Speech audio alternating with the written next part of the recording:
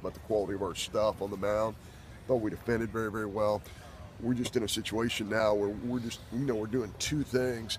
We're not throwing as many strikes as we want to. I thought Dakota's stuff was brilliant. You just can't walk the four guys early. Vance, I thought he was great. Also, you just can't walk the guy in front of the home run. If we give him a solo shot, it's not a big deal there. And Blake came in and really dominated with his breaking ball. So I think we pitched it really well. We defended really well. We have to have much more competitive at bats. Too many pop-up fly balls tonight.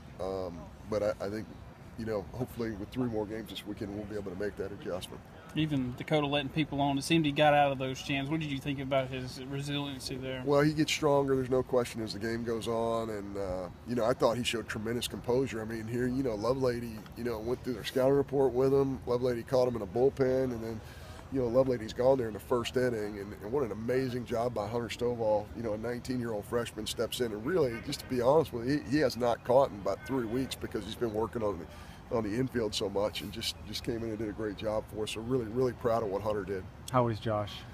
We're going to have to reevaluate.